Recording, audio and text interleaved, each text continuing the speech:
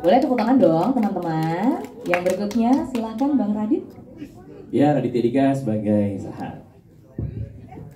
Baik, kemudian Kak Ariel. Selamat malam, saya Ariel Tatum sebagai Minat. Kemudian silakan Kak Rali. Horas, saya Ralin Syah sebagai Intan.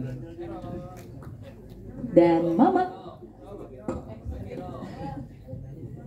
Saya Lina Marpaung sebagai Mama. Ya, baik. Terima kasih banyak. Kemudian yang selanjutnya kami persilahkan untuk Bapak Sunil Soraya. Saya Sunil Soraya sebagai produser dan director. Terima kasih. Baik, terima kasih. Teman-teman, terima kasih sudah hadir.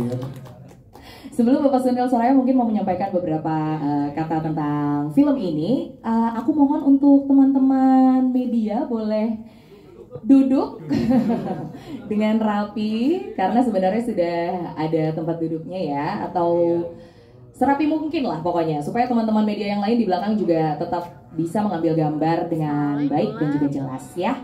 Baik, terima kasih banyak teman-teman. Oke, selanjutnya Bapak Sunil silahkan. Selamat malam semuanya. Terima kasih udah hadir buat press conference malam ini film catatan harian Menantu Sinting. Saya mau pertama terima kasih kepada seluruh tim saya di atas sini, Ibu Rosi yang kasih saya cerita yang luar biasa ini. Dan Radit, Ariel, Mama, Ralin, semuanya yang ikut serta dalam film ini luar biasa sekali. Nanti kalian bisa nonton dan mungkin bisa kasih penilaian kalian. Terima kasih. Terima kasih Pak Sunil. Yang berikutnya kami persilahkan untuk penulis novel atau buku dari catatan harian Menantu Sinting, yaitu Ibu Rosi, untuk memberikan kata-katanya. Mungkin bagaimana excitednya film ini akan segera tayang gitu sebentar lagi. Selamat malam teman-teman. Gimana ya? Saya nggak bisa menggambarkan sih dengan kata-kata. Ini seperti mimpi yang jadi kenyataan. Dan saya percaya sekali karena ada lika-likunya juga ya, ada dramanya juga saya bertemu dengan Pak Sunil dan akhirnya berjodoh. Saya percaya banget bahwa ini sudah diatur dari atas. Karena itu saya juga percaya bahwa segala upaya kita akan berbuah. Dan teman-teman, ini cerita yang sangat sederhana sebetulnya. Cerita yang sehari-hari yang relate dengan banyak sekali orang. Tapi dengan dikemas dengan baik, cerita itu kemudian menjadi cerita yang kuat, yang membuat kita bisa melihat ke dalam diri kita dan kemudian bersyukur atas setiap relasi di dalam keluarga kita. Itu aja. Terima kasih banyak Ibu Rosi, luar biasa sekali. Yang berikutnya mungkin dari Mas Sitong kali ya, dari Batas Senja, untuk memperkenalkan diri dan bisa ceritain sedikit juga gimana prosesnya akhirnya bisa bekerja sama dengan Soraya Entertainment Films untuk film yang satu ini. Oke, sekali lagi selamat siang teman-teman semua, teman-teman media, teman-teman Pak Sunil dan teman-teman semua. Ini adalah hari yang berbahagia untuk saya sendiri, termasuk ini film kedua dari Batas Senja, film kedua yang menurut saya sangat luar biasa sekali.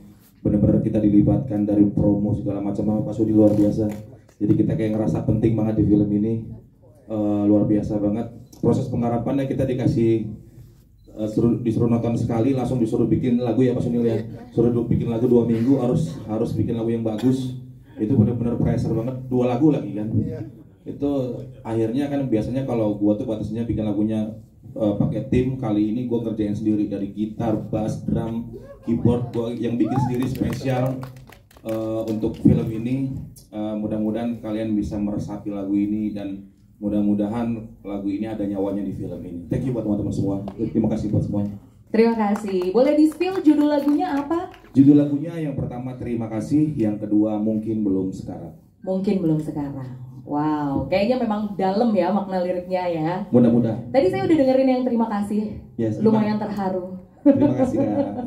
Terima kasih banyak. Dan yang berikutnya sekarang kami persilakan untuk teman-teman wartawan atau teman-teman media, teman-teman komunitas yang sudah hadir, kalau mau mengajukan pertanyaan tentang film catatan harian Menantu Sinting pada malam hari ini, sebelum kita nanti bersama-sama menonton filmnya ya di gala premier. Silakan langsung saja yang mau bertanya.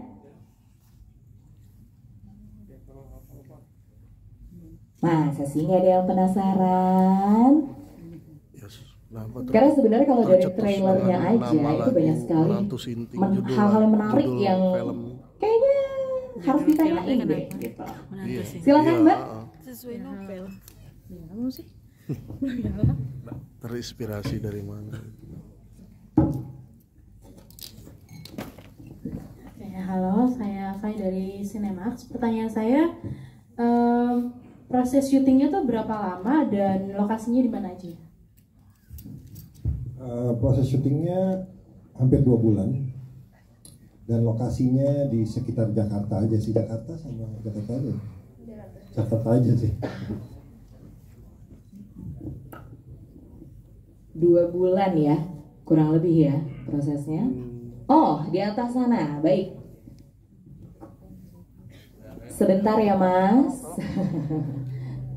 Boleh bantu dioper-oper mikrofonnya. Terima kasih banyak, silakan Mas.